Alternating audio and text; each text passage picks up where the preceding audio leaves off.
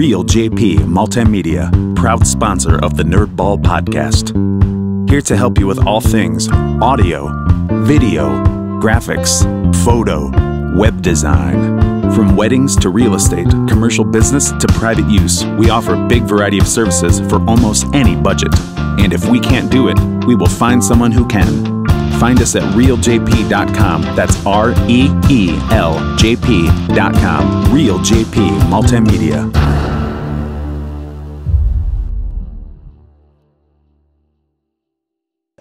I'm Dirk Conner, and this is the Nerdball Podcast.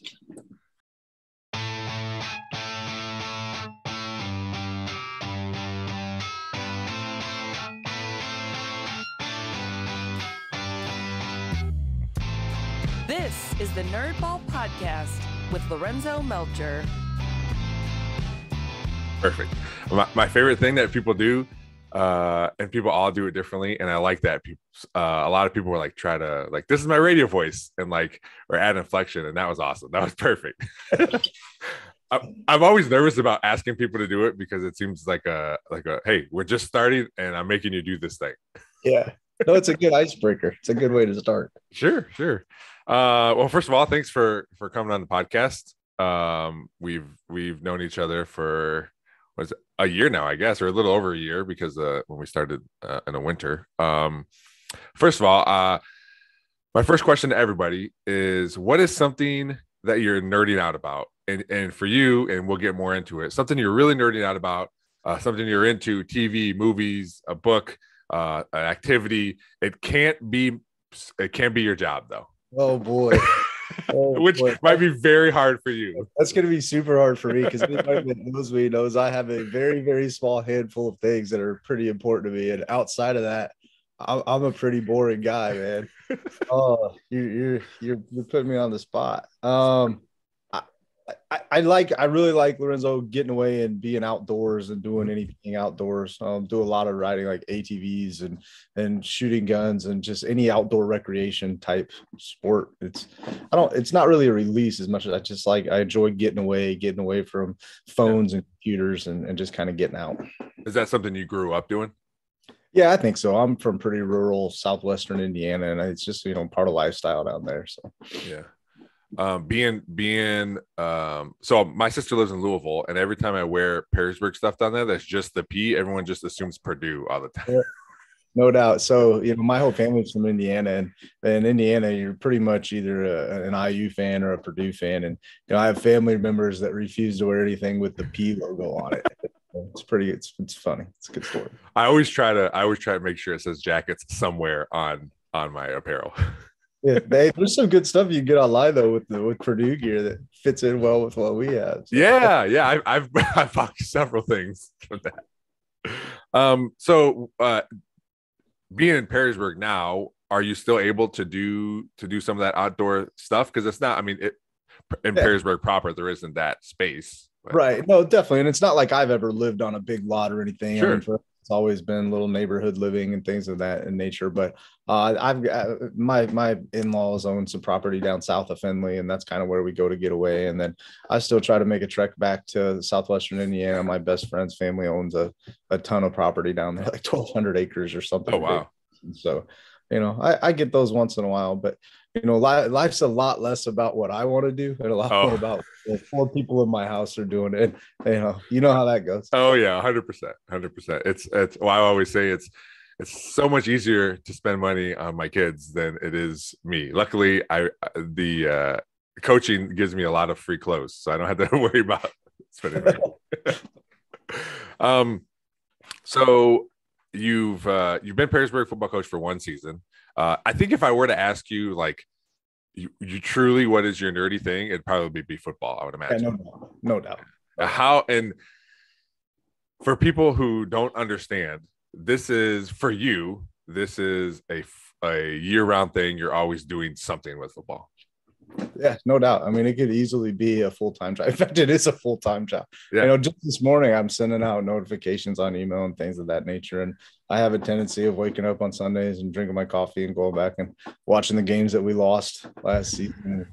Trying to figure out how we're going to make sure we fix this. So it is a full-time job, but it's not it's something that's just natural. Like I'd be thinking about it anyway. I just always on the brain, probably more than what it should be. But so I had a good coach when I was younger that always, tried to teach me. My parents were influential. Don't go chase money or anything like that with a job. Do something you love. And this is truly what I love doing. And so, I feel fortunate to be able to do it in a way that helps me support my family. Yeah. I always tell kids that when, on every year during football season, I'll talk to the seniors throughout the season and ask them what they're doing and what do they want to do after high school and all this stuff. And I always try to send them that message too, like just find something you like to do and you'll figure out how to live off the money they're paying you to do it. Right. No doubt. Yeah. So we'll start. You said you grew up in Southern Indiana. How long were you there for? A long time? Yeah, so I pretty much I lived in the same place from basically the time I was born until it was time to go to college. In college, I went to Butler University, which is in Indianapolis, which was a good experience. And then my first teaching job, I actually got a job back at the high school that I went to. Oh, and so I went back home to teach for my first 9 years of teaching before we decided to move up here. Did you play football in college?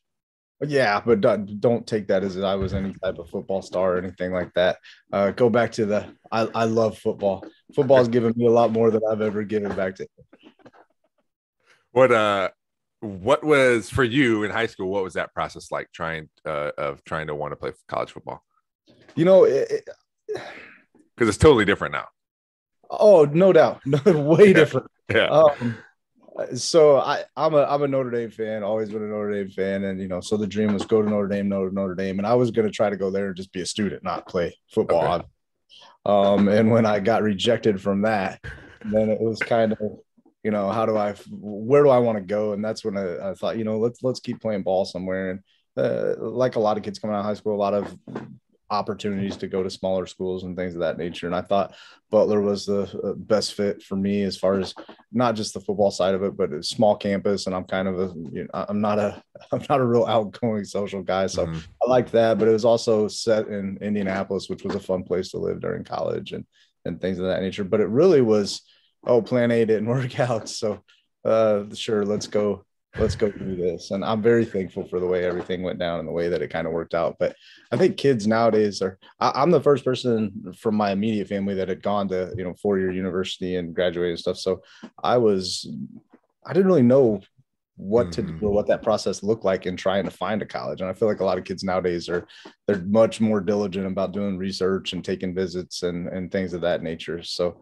for me, it was pretty much, plan A wasn't there. So let's just go plan B.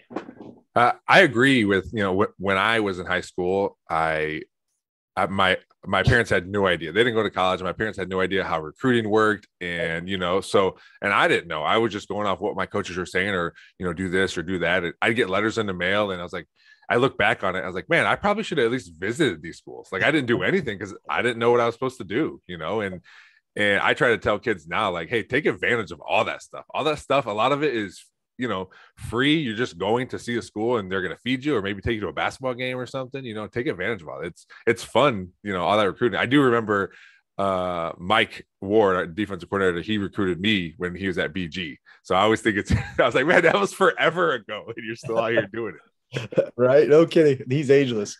Yeah. So before you go to Butler, did you decide like, hey, I want to be a teacher? Yeah, I've always been kind of a nerdy math guy, probably more introverted than extroverted, which might surprise most people by nature of some of the things I have to do for my job. But I've pretty much known I wanted to be a high school math teacher and football coach since I was about 15 years old. So yeah, that was the path, which again, I'm very thankful for, because if I got accepted to Notre Dame, which come to find out, I didn't even take a class that would be required to get in. But again, it just shows a lack of like understanding of, I didn't know how to do this type of stuff. But if I had done that, they don't have teaching. So I was going to go into accounting, and we, not to get all like deep and philosophical, but it's funny how things work out. I'm really thinking it didn't work out because I'm doing what I really enjoy doing.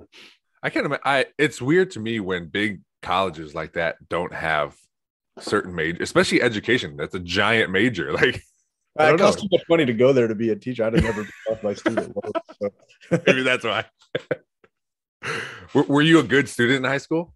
Yeah, solid. Yeah. Solid. Like a lot of other kids. I did most of my work. I'm pretty smart. So I think, like 3.8 GPA, something like that. But yeah, I think that's a little more than solid. I say you're a little step above that. But I started off, and I think a lot of guys can look back on this. Like my freshman and sophomore years of high school, just super immature, no seriousness about school whatsoever. And then thankfully, I don't know if hormones kick in or you just naturally grow up or whatever, but at that point kind of figured it out a little bit, not that I was bad before, but I was not a great student. In fact, I told you I taught at the high school that I went to. Yeah. One of the first things I did when I got hired was contact a couple of teachers that had me in high school and said, hey, I'm sorry for the way I was as a freshman. I promise I'm not the same person now as I was then.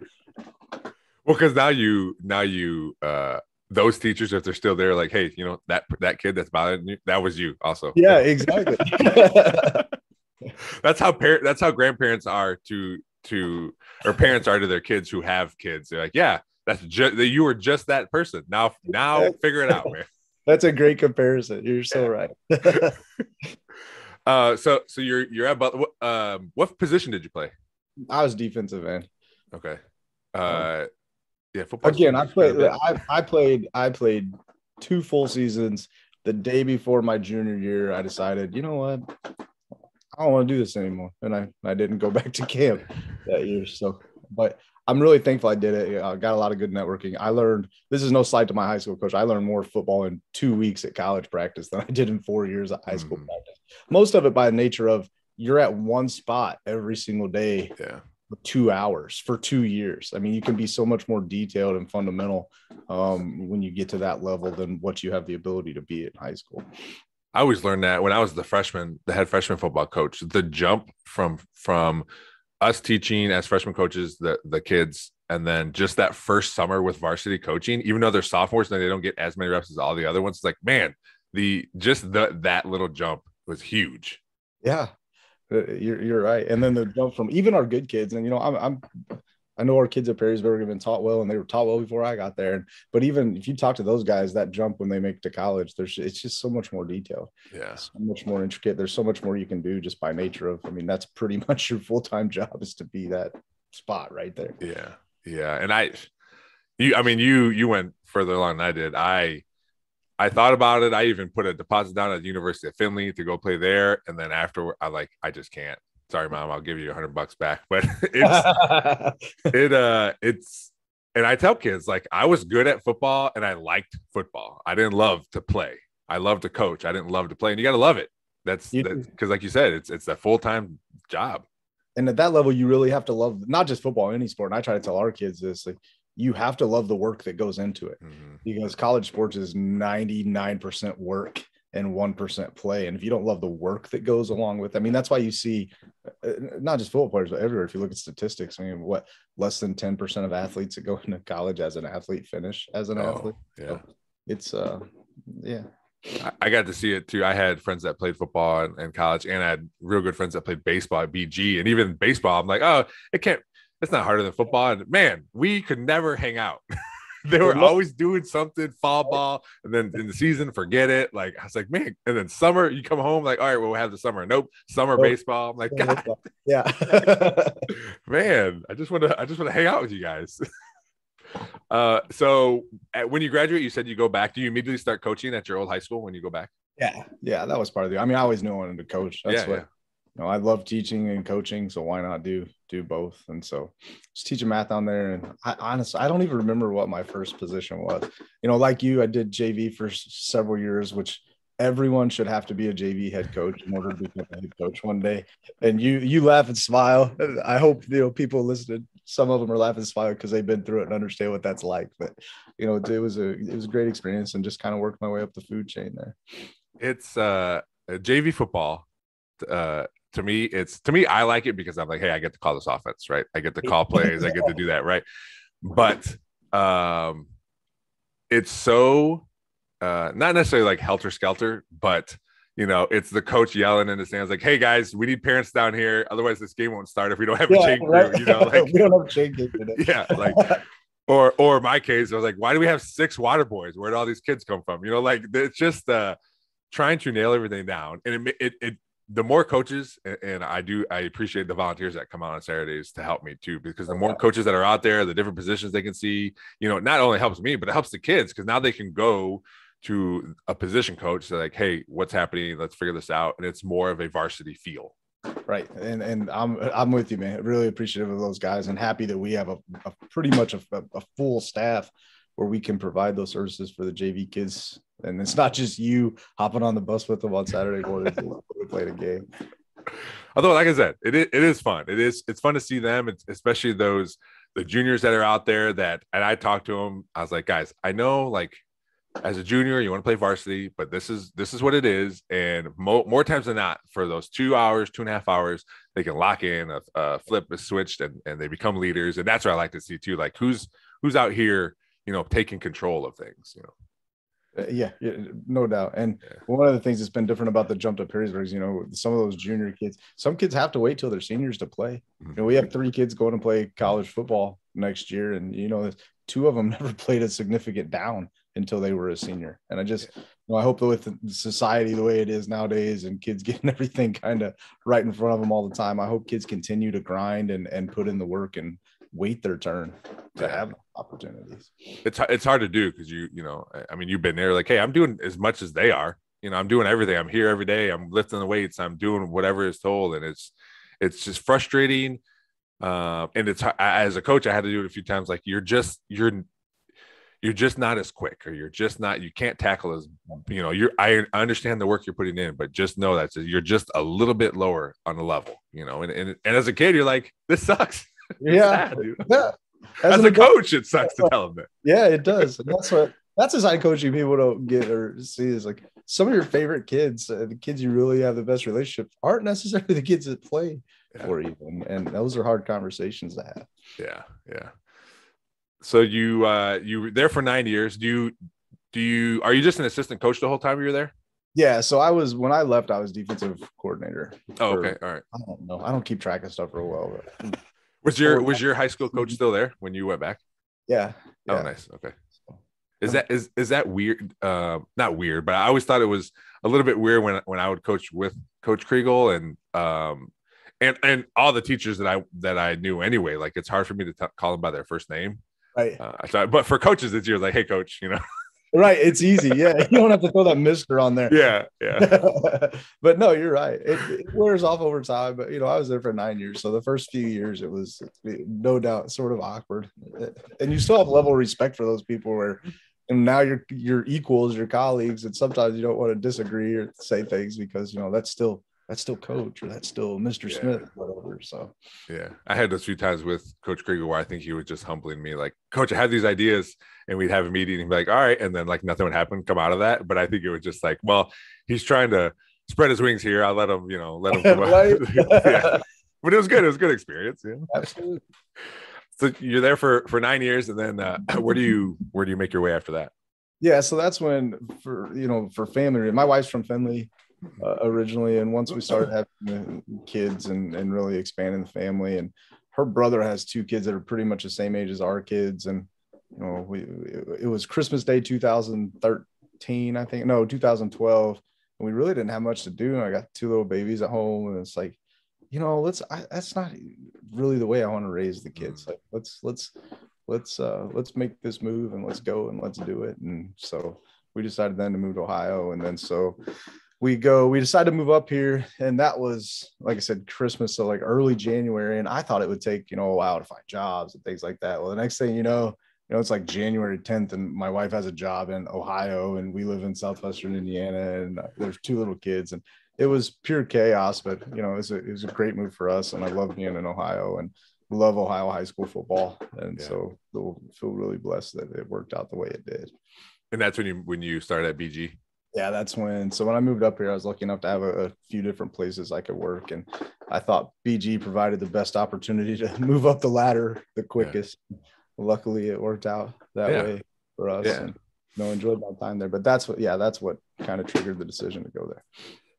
When you were there, you were in all your roles or all your seasons, at some point you were offense coordinator, defense coordinator, and head coach at some point in there. Yeah, right? There were a couple games where it was all three at the same time. But yeah, so I started off like my first season there because I didn't get hired at BG until like June. So I was just a defensive line coach in 2013. I got elevated defensive coordinator, and like I said, I'm not real good with years. I don't remember. That's all right. I'll keep track of that stuff. So the defensive coordinator for a year or two, one of those two things, and then the head coach Scott Seeliger, who I kind of knew he wasn't in it for the long term. That was one of the things that kind of made me choose that. When he decided to fully retire, that's when I became head coach. So, but I ran defense, ran offense, and then obviously was head coach for a while. And on top of that, you were athletic director too. For the last like 4 years. I think I was there 8 years total. And so first 4 years I was teaching math and coaching and just kind of doing that thing. And then when the athletic director position opportunity came up, I had just finished my principal's license. And so I was kind of at a point where it was like, I'm going to go try this out. And so I did that for 4 years. I feel like being a teacher is just continually getting more and more education to do other things. I'm not a complainer, but it's horrible, man. It's not just necessary to do other things, but like next spring, I'm already dreading, and I know I have to take 6 credit hours of nonsense online classes, but it's the game you have to play, and every 5 years I'll play it, and I'll probably get in trouble for saying it, but the system takes a lot of money from teachers with the stupidity they make us go through to maintain a license for a job that we've done successfully for 18 consecutive years. So. Yeah, it's not like you're like, hey, they got to do this education because they messed up. Like, hey, you're an excellent teacher. Continue to be excellent. Yeah. But it's not, I shouldn't just say it. It's not just teachers. I mean, sure. My wife has to spend to keep her pharmacy license when she's literally in the pharmacy every day. And like, I don't, it's all stupidity. Well, mine too, my work too, but luckily for me, they'll pay for that stuff. Yeah. So. They do have options to pay for our stuff. So it's part of my stubbornness. Just, I'm just going to go hammer this out and whatever, I'll spend the money. do teachers, and I may know the answer, I don't remember. Do teachers have to at some point get their master's? Like, is that a requirement?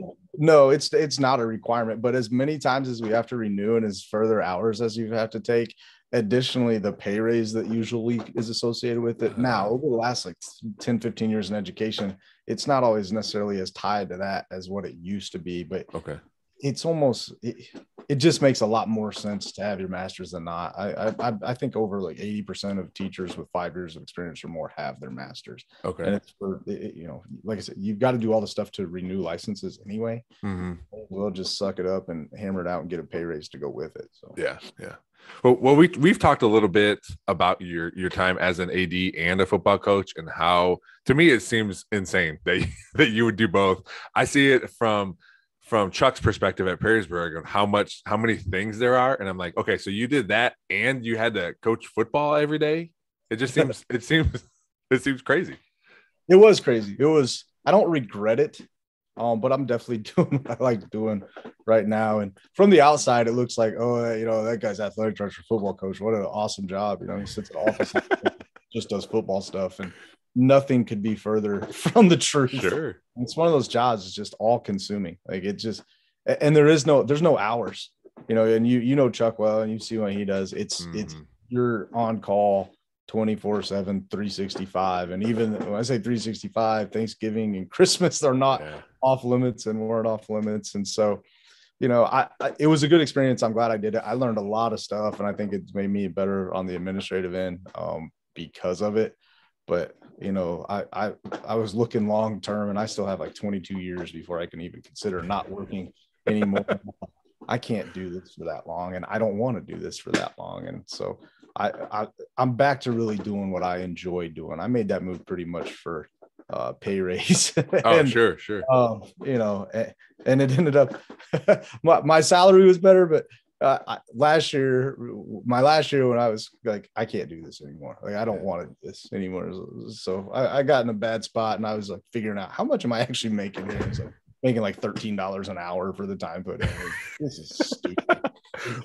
Well, not only that, like the money's one thing, but now you're making that amount of money and away from your family. Oh, no doubt. And that was a huge influence in me wanting to, start pursuing other. And it wasn't a deal where it's like, oh my gosh, this sucks so bad, I just have to do something else. It was one of those deals.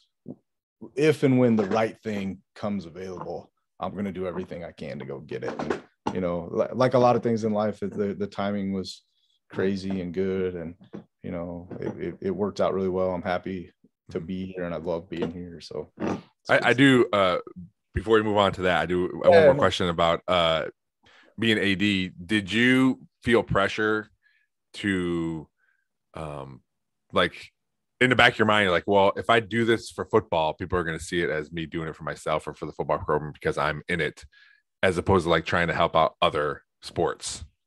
Yeah, no doubt. I don't know if pressure's the right word. Fortunately, the way I'm wired, I don't really feel pressure for you're always the same. I always see like it's never, you're never up too high or down too low. But what ended up happening on those lines, you're right. And I'm not, and I don't really feel pressure, stress, or things of that nature, just because I always try to do things the right way. And what ended up happening is I ended up, because you've got to be able to separate yourself. Like this moment I'm football coach, this moment I'm athletic director. And I didn't want it to look like I was doing things for football and not for other stuff. So what ended up happening is I pretty much just ended up taking care of everything football through football stuff. And I did very little for football as the athletic director. And I had a good friend at Bowling Green that when I was going through that process of becoming an athletic director, he said, are you sure you want to do this? And he meant it in the right way. Like, if you're, there's an old saying, if you got two jobs, you're not as good at either one of them as what you can be. And I found that to be very true throughout my 4 years there. Yeah. When Coach Kriegel decided that he was going to retire, did you know right away, like, hey, I'm going to apply for that job? Yeah, absolutely. I tell the story and it's true. I think it was the 2018 season. We were playing at Perrysburg, and I just remember kind of the atmosphere that night, the facilities. This is no slight to any kid I ever coached at Bowling Green, but looking on the opposite side and seeing the players that were on the opposite side as to the players that were standing behind me, and thinking, man, if this is a place, like if this job ever comes open, I'm gonna do everything I can to go and get it. So yeah, I knew the second he announced that he was retiring, like, okay, this might go somewhere. So yeah. That I think even as a coach, I think I take it for granted our atmosphere at Steinecker Stadium and how, like, because a lot of times you're just out there coaching, and I never take, as like a little kid, like I see Mateo on the sidelines just like looking up at all the people, and I'm like, I don't do that. Like it's a cool thing. It's like it's a small college now with how we have things there. It is, man. It's awesome, and it's not that any other place is bad. I mean, like when I was at Bowling Green was good, and those kids are great and stuff. It's the student body at Perrysburg just takes it to a whole other level. Like it's special. It really, truly is. And, I'm like you, I probably soaked it in more from the opposing sideline than I ever have when we're staying there together on a Friday night. But it's cool to look back. Like I like looking back on kind of Ken Fall's pictures and the things that he takes. And, it's not something you really get to enjoy on a Friday, but looking the long road and looking back, it's like, that's pretty awesome right there.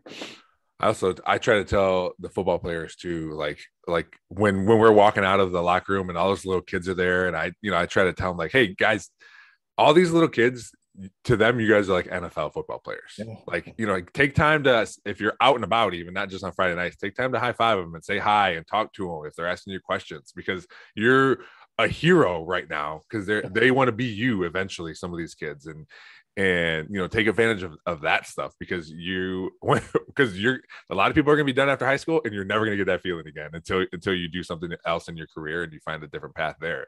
But soak it up now, be an inspiration, because not only is it good for you, it's good for us as a program. Like, oh, these kids are good. Right.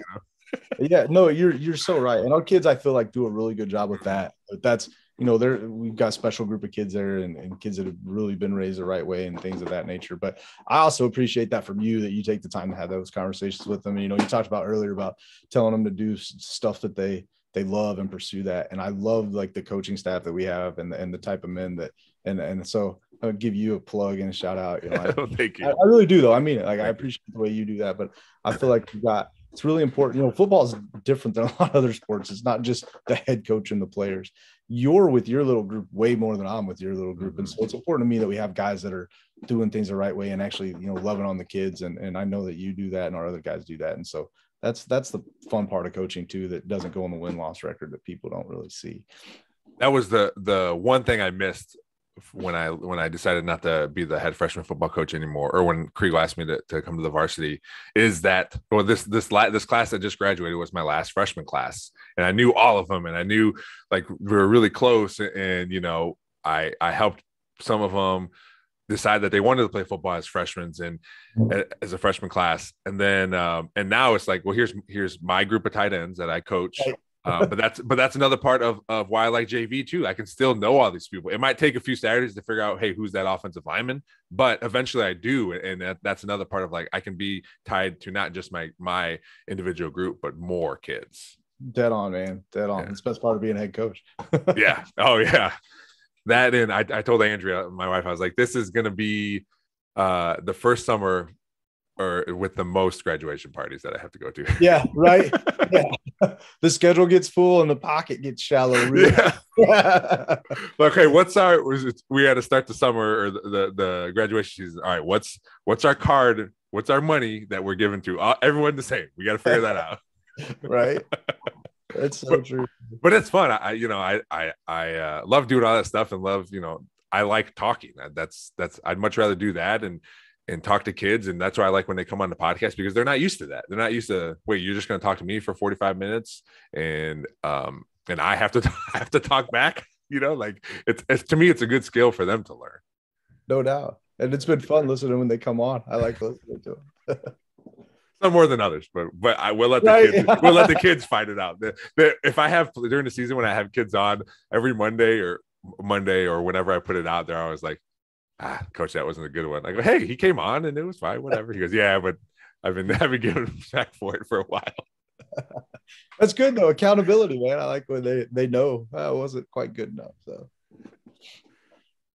So you applied to be the Perrysburg head football coach. What was that process like? I've been through it once with Northview, as I've talked to you before and other people know, but for Perrysburg, what was it like for you? Perrysburg does it in a big way, man. I think I had 6 interviews. Really? Yeah, it was quite the process. Yeah.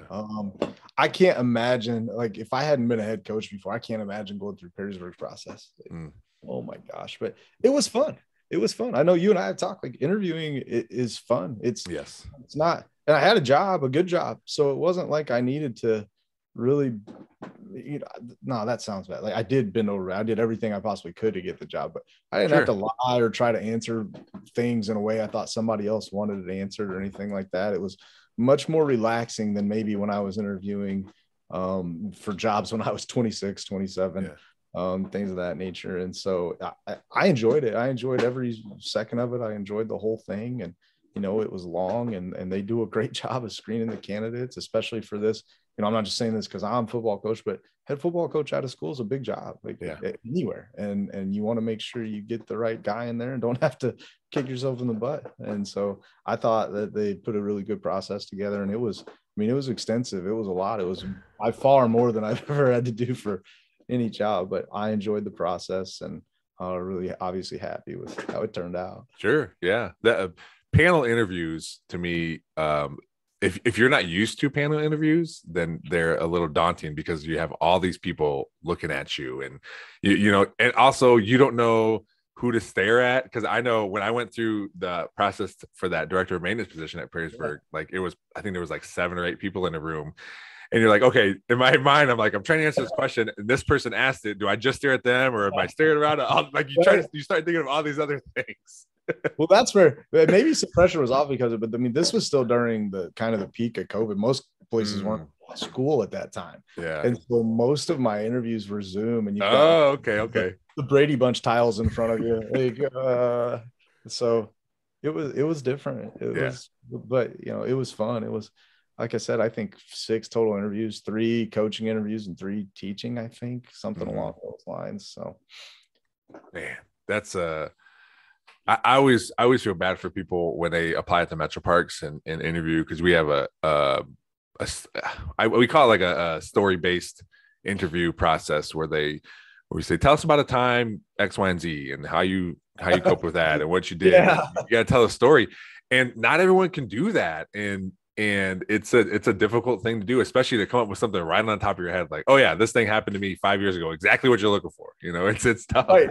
Wait, I know exactly what you're talking about. Fortunately, there weren't too many of those, and even like this podcast for me is tough, and interviews are tough. I am literally my least favorite topic of conversation.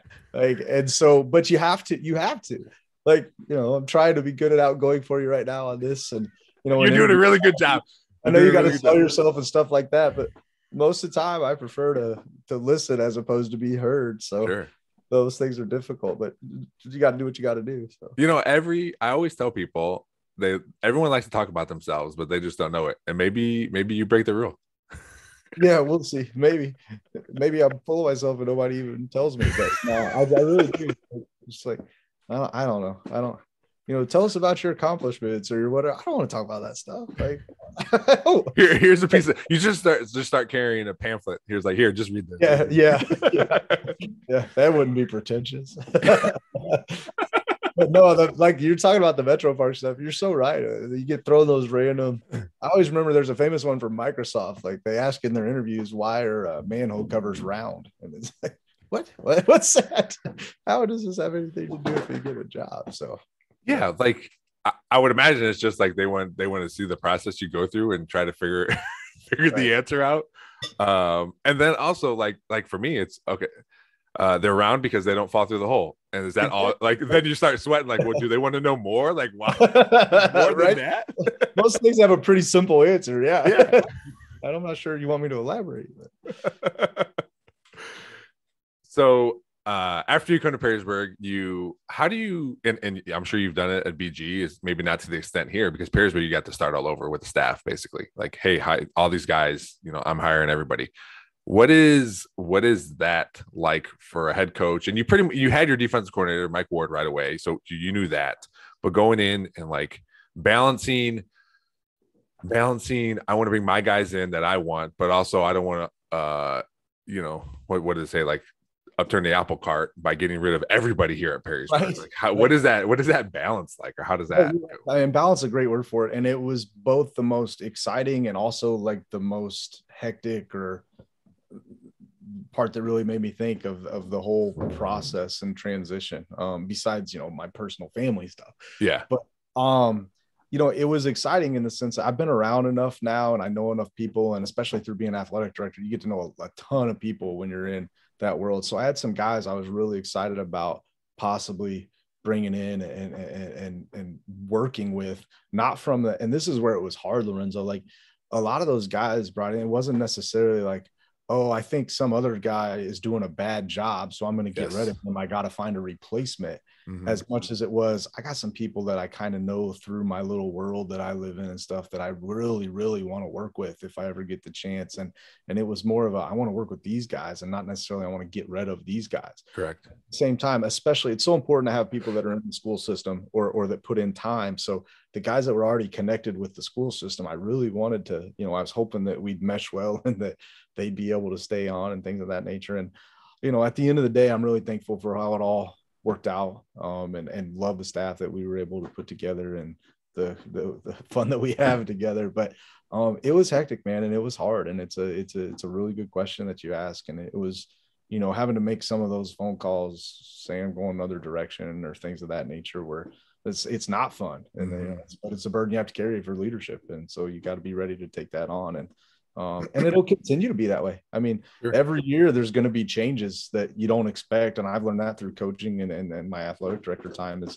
you're going to lose coaches, you're going to lose people. Things just happen. But people have real lives too, besides just coaching. And it seems like every year you're making changes and stuff. And, one of the things about being here, there's a long line of people that want to coach here. Yeah. And, everybody's always got a bug in your ear, like, hey, talk to this guy, talk to that guy. And so, but it was fun. It was fun doing the interview process and getting to know people a little bit, but a little nerve wracking too. And I enjoyed the heck out of it. kind of glad to have it behind us and just be rolling now. You know, you're talking about putting bug in people's ears, and I was going through old emails. I was running out of space, so I was going through old emails and erasing some emails and stuff, and I found a bunch, like an email thread that I had with Kriegel when I was a 7th grade coach, and it talked about like, hey, I'm 7th grade coach. I want to help you guys out on Friday, so let me know what I can do, this and that, all that stuff, and then it, it just more and more and more, and I texted Kriegel. I go, man, it's a wonder you hired me. I was so annoying. He goes, you weren't annoying. You just knew what you wanted, and you kept after it and kept talking to me. And he goes, I never thought you were annoying about it. Right. No, it's not. And it's fun to see guys that like have a passion for it and want to put in the time, because most people, there's a lot of people in the world that say they want to coach. Mm-hmm. They have no idea what that actually entails or what they're signing up for. Everybody likes Friday. Yep. But what they don't see is Friday is a very, very small percentage of what you do. And so it's good to have, being in Matt's shoes, you weren't annoying him, I promise. And I've never told you this, and I've told a lot of people, but the whole time we were going through this process, as people were getting hired, like I knew Paul got hired, and I knew Gary, like all these people getting hired. And I was to the point where I was talking to Andrea. I'm like, okay, I'm okay not coaching like that. In my mind, I'm like, I'm okay, because if I don't coach, then I'm just gonna like invest a lot of time in this podcast, or I'm gonna do this. And I like talk myself out of not coaching, because I was like, what? All these people are getting hired, and I haven't got a phone call or anything yet. I'm just waiting, where I talked myself out of not coaching. Well, I'm glad you talked yourself back in. But I can tell you a little about that process, because you had position flexibility, and so you were one of the last one to get called. Yeah, that was terrifying, by the way. No, it's true. It's like he could be this or that. Yeah. So let me see what I can fill in the other places first. Yeah, it was. I'm obviously I'm super glad that I'm back, but it was to a point where I was frustrated. To be honest, I was frustrated with you. Like I was like, what's happening? I can't get an answer. I can't focus this. And I had to just turn away from that then and focus on me. Like, okay, well, if plan A isn't there, just like you said, plan A is not there, then here's plan B. That way I can focus on something. I'm not going to dwell on not being able to coach, and like I said, luckily I was able to come back, but it was, and I'm sure if you talk to Andrew, it was like, he was driving me crazy. Oh, I bet. And I'm sure I was that way with a lot of people. And I get it, man. Yeah. This is how it goes. And so I totally understand. Yeah. But, a lot of people, too, they don't understand that, like, the process you have to go through to actually hire people in schools, nothing happens as fast as you want it to happen. It just doesn't. So that's anything with a school. And it's why you see a lot of, sometimes it's when you see the upset parents at school board meetings and things like that. It's like, hey, just take a deep breath. The red tape and administrative side of things that you have to do at schools just takes a while. So it doesn't happen right now like everything else in the rest of the world. So yeah, my two past jobs. My two past jobs I've worked for University of Toledo and the Metro Parks, who I get basically my checks come from state, and the same thing, like how am I not hired by, like you told me I was hired 2 months ago, like what's happening? Yeah, no, it's so true. And you're right, man. It's through the state. So anywhere there's red tape, it's just slow. So yeah. So you're coming up on your second season. What was the biggest thing you learned from coming to Perrysburg? Like from the very beginning you got hired to this point, like what is something like you're like, oh, I thought it was going to be this, or it's this instead, or, hey, I can't do that here, or something like, what's something that you learned? Or maybe it's a good thing. Like, I didn't know we did this, or I didn't know the crowd was like this, or whatever. That's a hard question to pick one. And there's no, well, you can even do like a group. There's no huge thing that jumps off the page. Like, oh gosh, in a good or bad way. Like, sure, ooh, this is really way better than I thought, or, oh gosh, this is way worse than I thought. But there's a million tiny things that you don't know. Even having been an athletic director and a head coach before, every school district's different. And so it's stuff that nobody would care about. Yeah. Paperwork. Who do you talk to about this? Who do you talk to about that? Is this okay here? Is that okay here? Like, just little things that kind of stand out. And it's also different because, even getting hired, we were still kind of in COVID stuff. Mm-hmm. And so I'm excited next year to to be able to not have to worry about.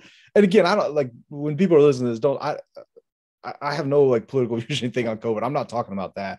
I'm talking about that. I don't have to yell 40 times every bus trip, make sure you've got a mask on. Or, hey, sit in your assigned seat. So if we have to quarantine this kid or that kid, hey guys, spread out. Just the constant silly stuff that felt like we had to do is the non-football stuff. Correct. Yeah. Correct. So I'm excited to have a season where that's the case. And, it's been nice in the weight room where kids don't have to be with the same partner every day or worry about, oh gosh, I'm gonna get quarantined because of this.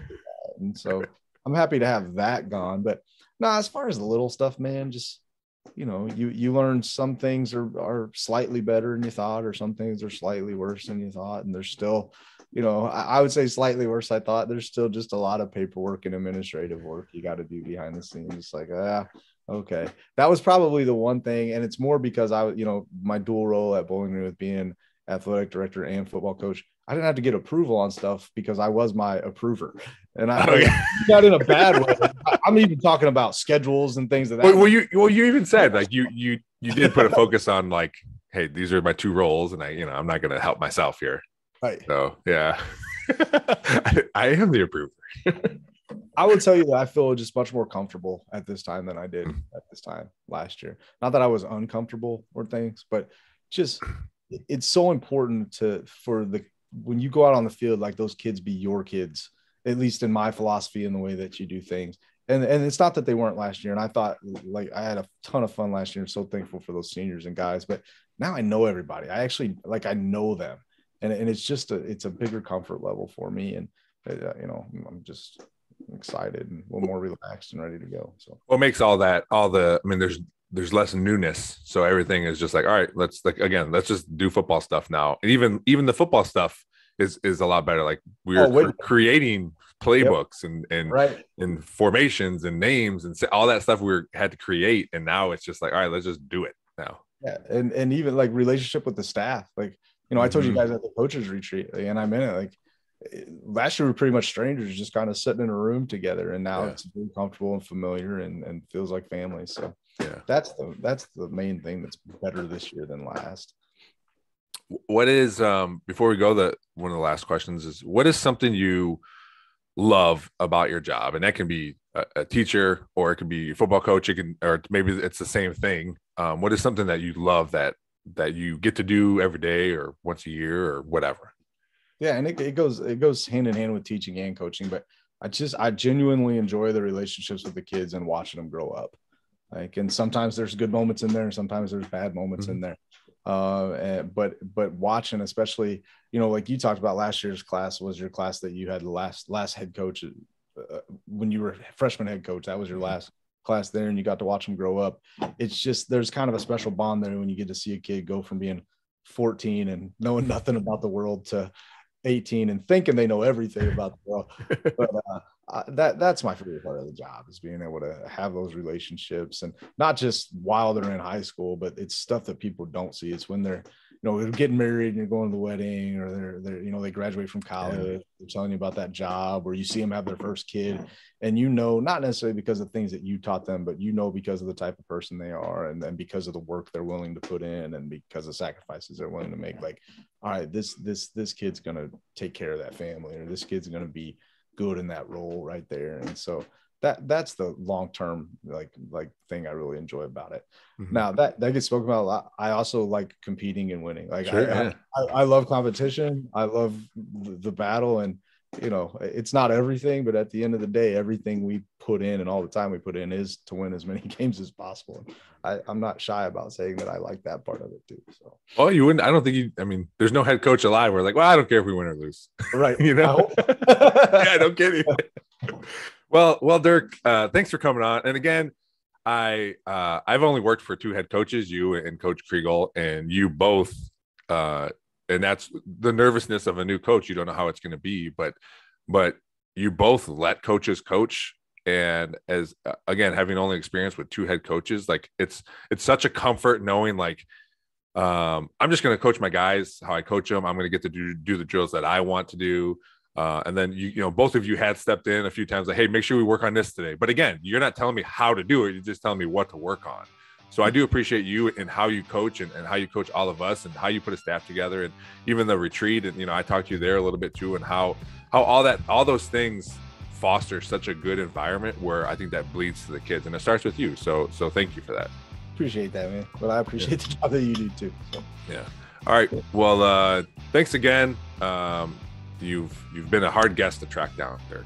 So. Yeah, we've only been scheduling this for about 15 months. So hey, it worked out really good, and I think it probably worked out better because now I'm a better interviewer. So I'm a better interviewer. All right, Dirk. Thank you. Man. I appreciate it. Yep. Thanks everybody for checking out this episode of the Nerd Ball Podcast. Please rate, review, and subscribe wherever you're hearing this, on any of the podcatchers, on YouTube. Hit that subscribe button so you never miss an episode. We're coming at you 2 times a week now, audio and video.